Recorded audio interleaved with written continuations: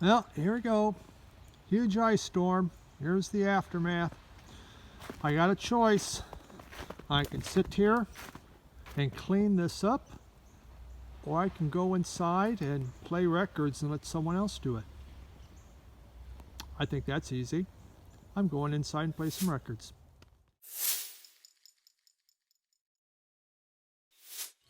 Welcome back. Here we go. Go-tos. This time it's from number 40 to 31. The countdown continues. I'm really scrambling to get this one in before I have to fly out tomorrow, but we're going to make it, okay? First off, it's nighttime. We're allowed to drink, right? I have this left over for Thanksgiving. I basted my turkey in bourbon, molasses, brown sugar, and some hot sauce. And there's still a little bit this benchmark Kentucky bourbon left, okay? Dean, this one's for you. Melinda Murphy, if you're watching, it's Kentucky bourbon. Folks, don't try this at home probably because I really don't drink. I don't like bourbon that much, but let's see what this is like. I never sipped it. I never gave it a try. I just basted my turkey in it and thought that was good. So, cheers, everyone.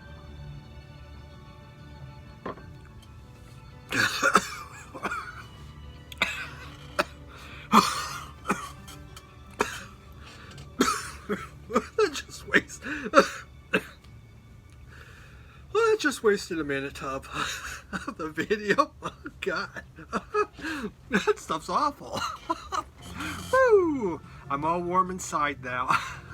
Okay, well, you know, there's nothing like trying something new right on camera, right? That's how you do it. I got tears in my eyes. Oh my God. Oh, Lordy. First time I had tried whiskey, it was from a Scotsman up in Scotland. It didn't go well. All right. Number 40. Nick Drake, Brighter Later. And this came out in 1970. You know, I was introduced to Nick Drake through Volkswagen commercial. Isn't that sad? Commercialism at its best in the 1990s. But they were playing Pink Moon. And it was so catchy, and I had to find out who did that. And I learned it was Nick Drake. And I then went out and I sought his catalog. And so this here is from the 1970s, this pressing. This was the second album that he put out. His first one had disappeared without a trace, almost like basically it had never been born. So on this one, he brought in the Fairport Convention came in to help him out, along with John Cale, to see what they could do to make it, you know, get better.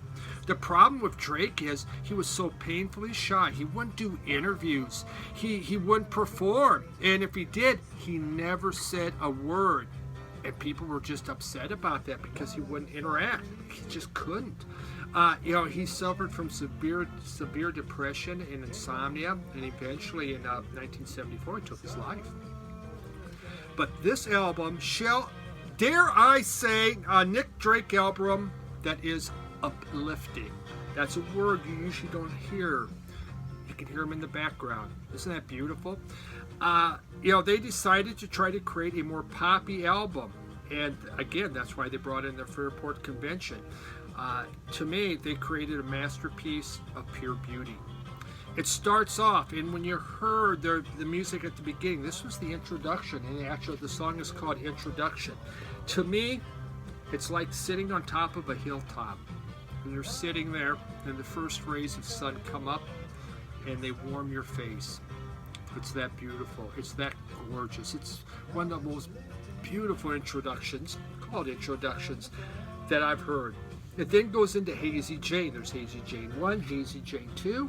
This is actually Hazy Jane 2, which comes before Hazy Jane 1. I don't know. You can hear that in the back.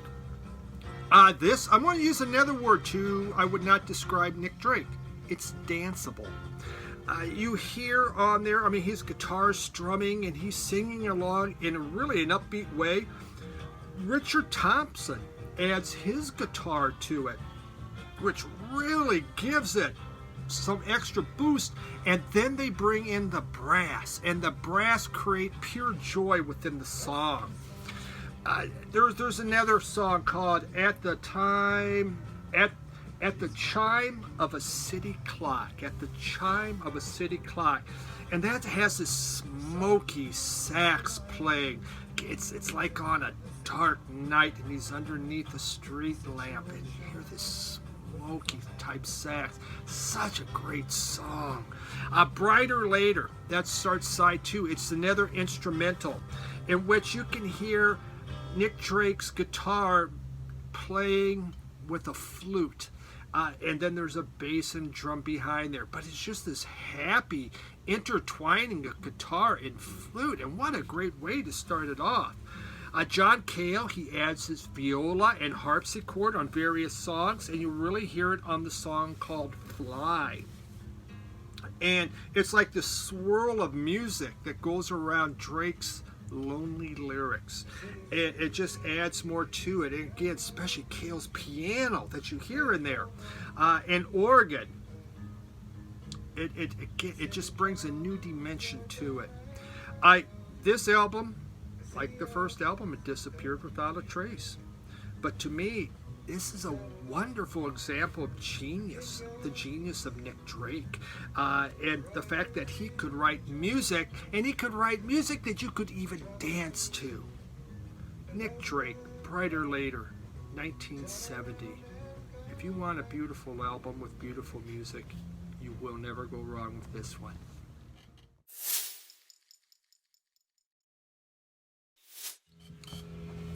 Number 39, Suicide. Self-titled Suicide from 1977.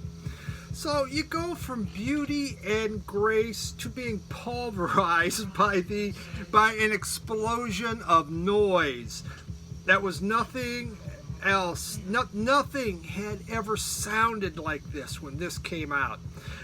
When this was released to the general public. Folks, let me present to you Suicide. This music has been considered to be synth punk, and it influenced a lot of electronic bands and post-punk bands with their music. For me, I learned about Suicide through various 70s compilations that I had. This group, it consisted of a primitive drum machine, of Martin Rev's Mutant Fuzz organ, and Ellen Vega's Blues Holler. And that's all it was, just those two. The two guys, they bonded over a love of doo-wop. You don't hear a whole lot of doo-wop in this. And they actually started in 1971, and that's when they began pissing off audiences for the first time with this sonic sound, this wall of noise and distortion. My goodness. I mean, it was just filled with harsh, repetitive rhythms and lyrics about urban life. I mean, it can best be described as very intense music. The album starts with a throbbing song called Ghost Rider, and that had a huge influence on groups like Soft Cell and Sisters of Mercy. I mean, it's like an engine revving up, and then the album just keeps taking off. There's Rocket USA that's filled with these spooky vocals, and again, just this droning, and you can hear that in the background unless cat's making too much noise. Cherie Cherie, or Cherie, was probably the sweetest song they ever did. It's a love song that Martin Rev made for about his girlfriend. Isn't that nice? And it was released as a single and went absolutely nowhere. But I'm going to play a sample of it just in case you want to hear it. It was like a love song like no one's ever made and was extremely disturbing. But yet, it was their soft side. There's Frankie Teardrop. That starts side two, a 10-minute song. That song is so unnerving. Ellen Vega has probably the spookiest, he screams, and it is a scream of death. I mean, it is nerve-wracking. I mean, the song's about a man who got fired from his job. He goes home, he's depressed. He kills his wife. He kills his child and then commits suicide. That's what the song's about. And let me tell you, there's not so much as wall of noise as Ellen Vega's voice and his yelp and the screams, my God. I mean, it's haunting, absolutely haunting. Great album. Love this album to death. This is the first press I was able to get from Jay from Vinyl in the van. I'm so happy to have this in my collection. I just bought a brand new repress of it. Suicide, number 39 from 1977.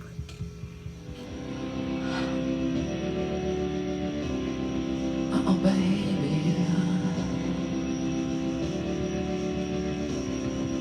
Oh, baby. I love you.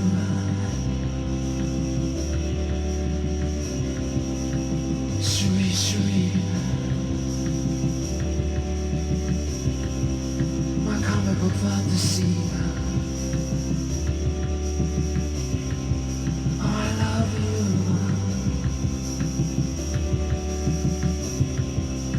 Baby,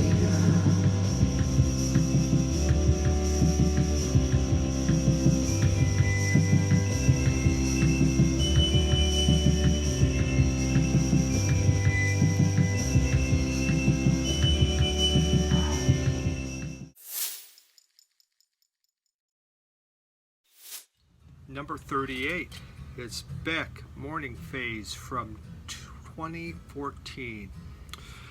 This is Beck's 9th studio album, and it actually was the album of the year in 2014. It's a companion piece, shall we say, to his previous Sea of Change, which is also an incredible album. This album, it's comfortable. It's like listening to Gordon Lightfoot. Very relaxing. The singing and the music, to me, it takes on this ethereal feel. It's not so much to me as what is being said, but how it comes out sonically, and it just blending with the music. I mean, every guitar pluck, every string swipe, it just has this warmth, I feel, and it just flows out of the album. Even if it's about breakup, in this album, it is about breakup. Many of the songs start with just a simple strumming of a guitar, and they grow into this vast, dazzling, shall we say, canyon of sound. No intensity in the lyrics whatsoever, but instead patience is what you feel. It's like he's saying, things are going to be all right. They're going to be okay. I mean, there is serenity in each song.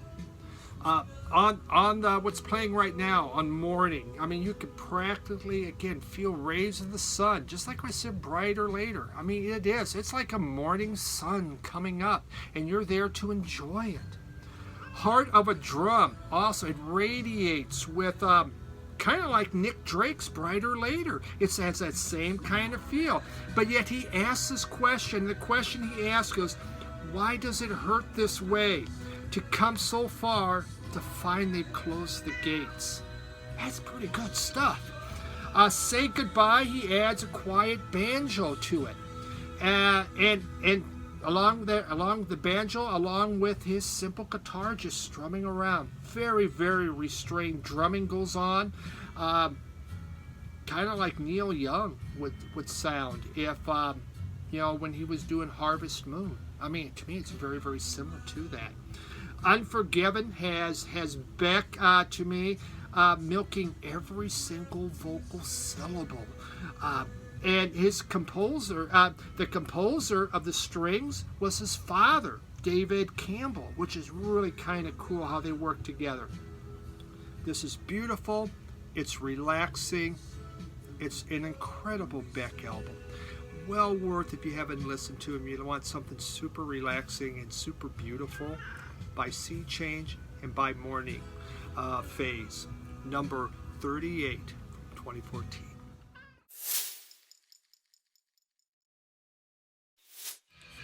Number 37, Stiff Little Fingers, Inflammable Material from 1979.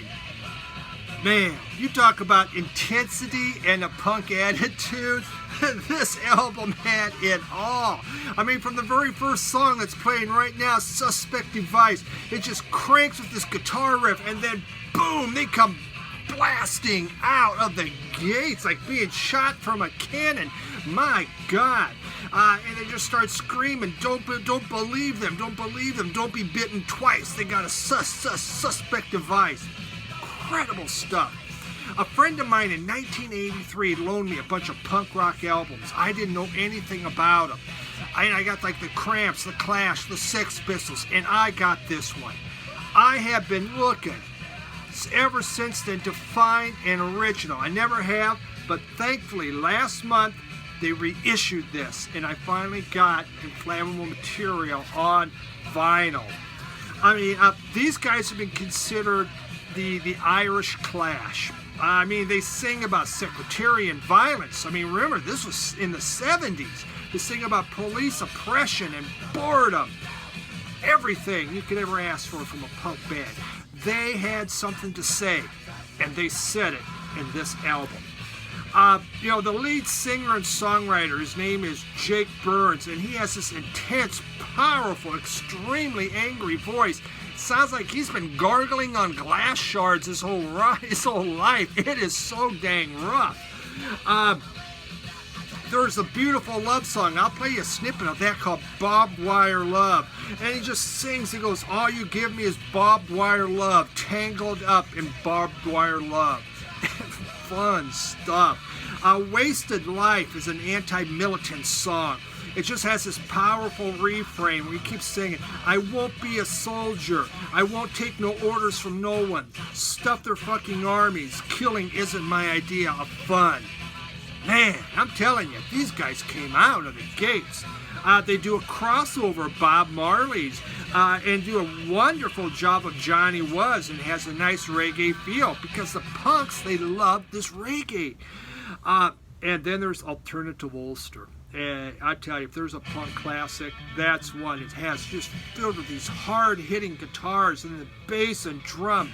It just comes in, and Burns just sings about dissatisfaction and what's going on in his homeland and everything around him.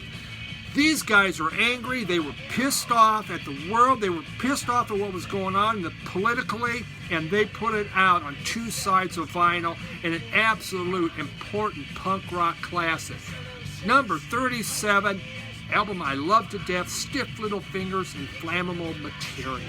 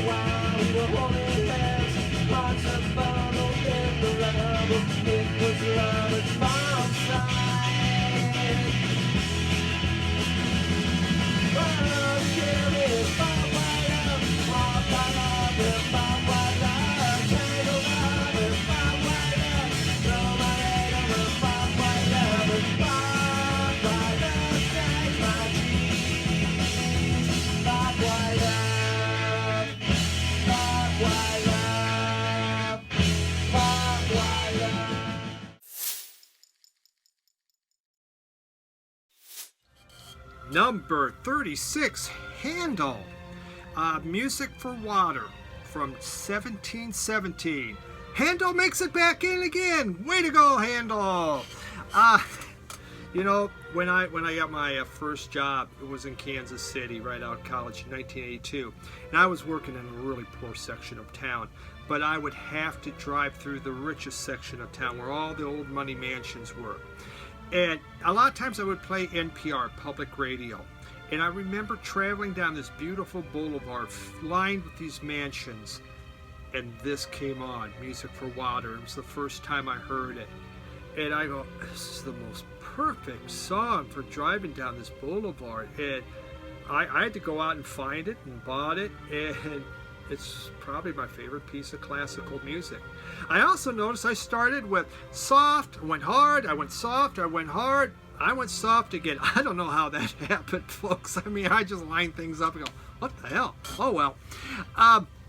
Handel was a German trained by the Italians that was living in England who liked French music. How's that for different? And the music on here, it's a soaring celebration and a Baroque masterpiece. So there's a story behind this, whether it's true or not. But Handel had asked for a leave from his master. People, all the composers, they had a master, someone that basically owned them and they wrote their music for. And his master was the Elector of Hanover. And he asked, could he go to England? The guy said, sure. He went to England, liked it so much, he says, you know what, I'm not going back. I'm kind of done with that Elector of Hanover guy. I'm just going to stay here and kind of do my own thing. And so he did. 2 years later, the Elector of Hanover was crowned the King of England, George the First. You can bet Handel was going, oh, crap, man. Because George the First had forgot about Handel. He'd go, you screwed me over, man. You screwed me over. And Handel was totally out of favor with the king.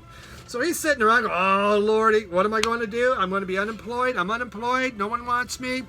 So he came up and he created Music for Water. He made this beautiful orchestra, this beautiful orchestral piece. He had a 50-piece band, and they went along, they sat along the River Thames, and they waited for King George's barge to come by. When his barge came by, he started his orchestra up, and they played Music for Water. King George was so enamored with it, he brought it back into the court. And Handel was, once again, thumbs up, baby. He is back in court again. So the story goes. The music, actually the music it's divided into 3 different movements. There's F major, and in F major it really incorporates the French horns, which are just beautiful in there. It has such a great sound. There's D major, and D major, that section was more suited for the trumpets, and then there's G major, which is quieter, which is appropriate for the flutes and the recorders. This music, it is a celebration of the River Thames, which was heavily polluted, and you just didn't want to have a drink of that water, but it's what people loved.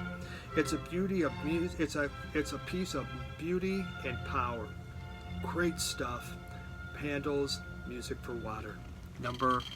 What number? 36.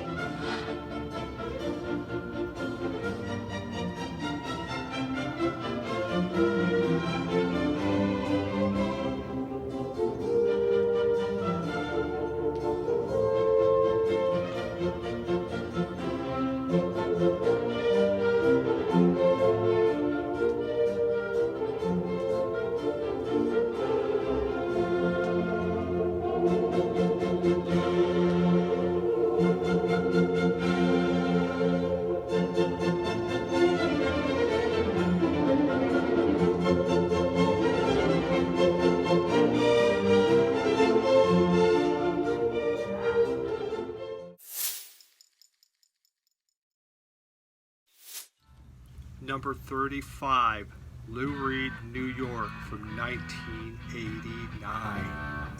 I was a fan of Lou Reed primarily through the Velvet Underground, but also some of his solo works like Transformer. The problem is I found Lou Reed to be extremely inconsistent. And then I picked up this album, and I was amazed with the songwriting. This is like a songwriting dream. Each song, and there's 14 of them that goes on for 57 minutes, is like a little mini novel. This is one where you want to read the lyrics and know what he's talking about. I mean, it was his 15th album, and basically it's a concept album. And I mean, the lyrics, it vents his anger about public figures that were in the news at the time, like Rudy Giuliani and Jesse Jackson, the NRA. He sings about the statue of bigotry quite often, and the list just goes on. Reed is raging on this thing. He is so mad, and he just put it down beautifully in music.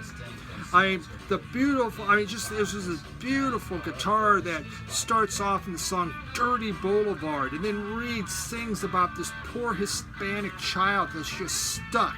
He's stuck on the dirty New York streets. And all he can do is hope and dream about someday be able to fly away from the dirty boulevard. These songs, again, you have to listen to them. Halloween Parade, it's a song that sings about the devastating impact of AIDS. Endless Cycle is a song about the endless cycle of child abuse, how it just keeps going from generation to generation. There's Christmas in February. It's a plight about the homeless people. It's just amazing stuff.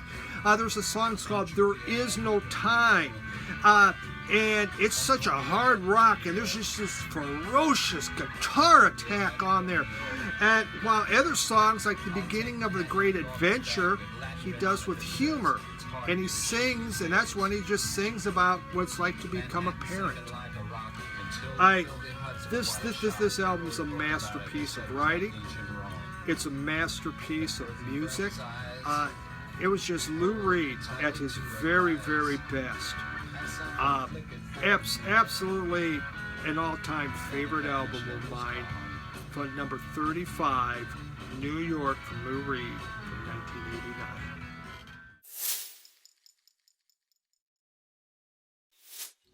Number 34, Luna, Bewitched.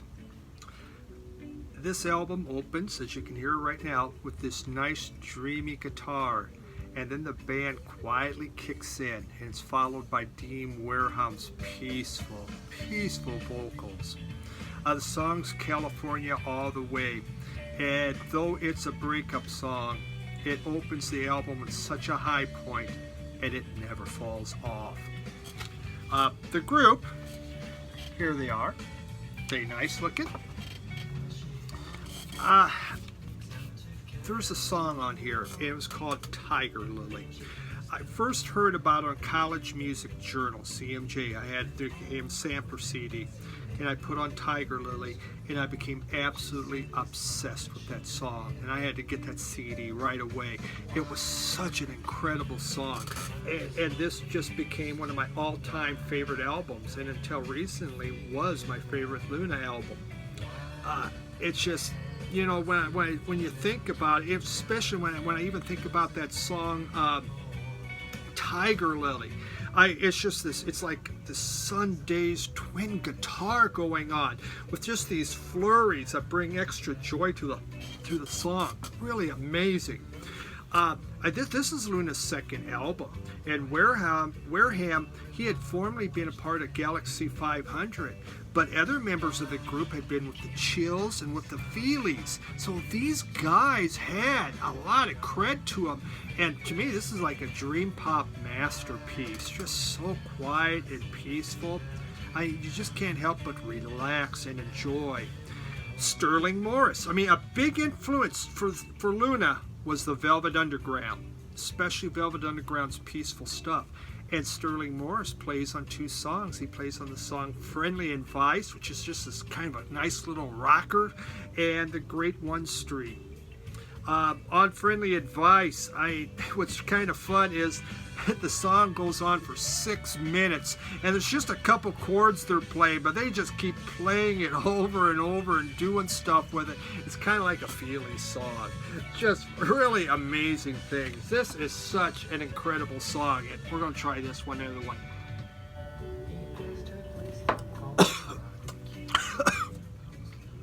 So, number 34, Luna, Bewitched.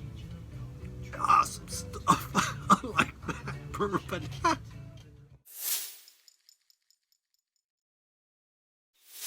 Number 33, Paul Simon, Graceland from 1986.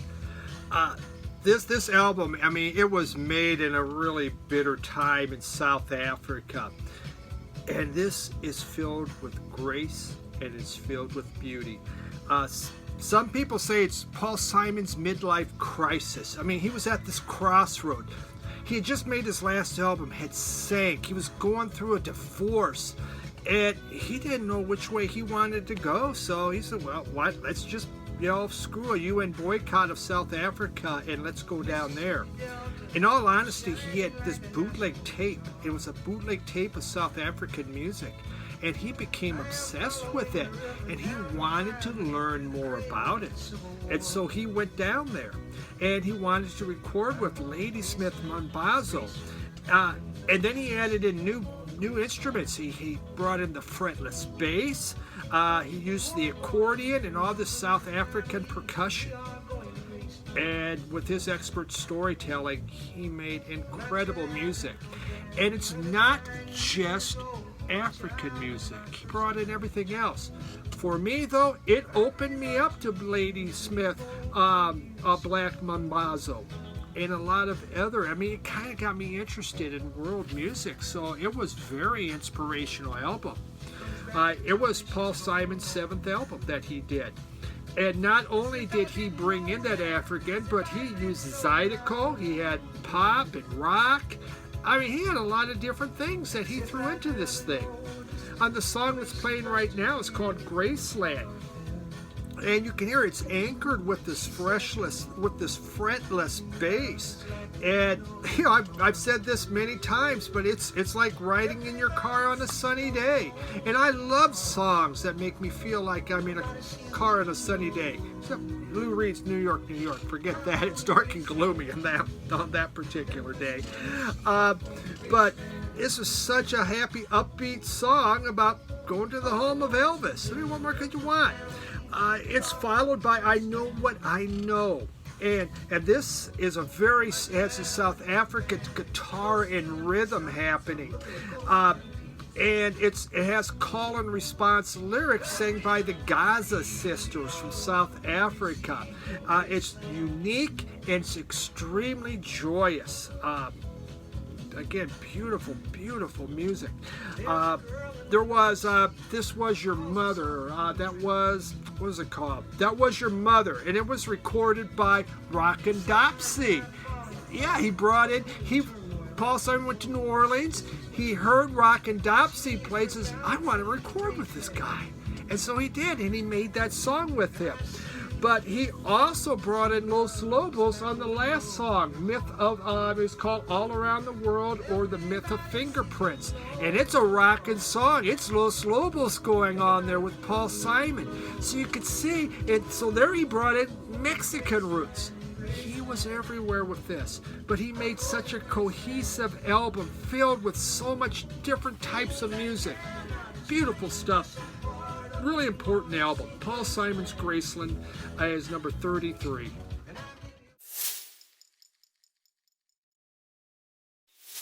Number 32, Miles Davis, Miles in the Sky. This came out in 1968.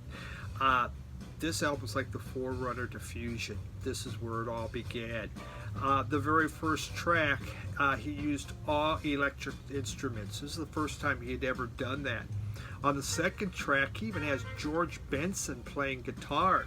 And he tried to recruit George Benson to join the band, but Benson figured, man, if I do that, it's going to hurt his band, and he didn't want to, so he said no. There are only 4 tracks on this album, but this album is about the groove. It's pretty much straightforward 4/4 beats, which really helps give it this rock groove, which is really heightened by Hancock's electric piano, especially on the first track. And then Williams, Tony Williams, his drumming was just, some people said, mind-blowing. He'd been listening to a lot of Ginger Baker, and so he was trying to get more into that kind of rhythm. You had also Wayne Shorter on tenor sax, Ron Carter on bass. It was, I believe, the last of his second quintet.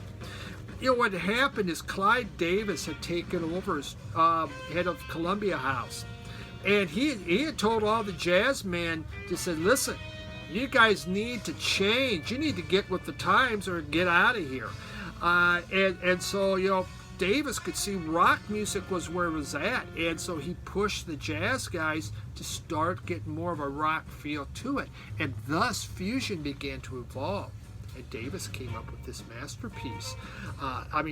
It's just built around a lot of this music. There's just these simple riffs, but then it just takes off. And in some places, when you listen to Ron Carter's sax, it borders onto free jazz.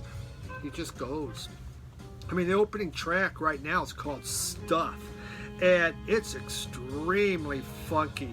With Davis and Shorter, they just trade off solos, but it's Ron Carter, and he's playing this super funky electric bass that really gave it that funk. And Williams, of course, with his drumming, just pushes it forward.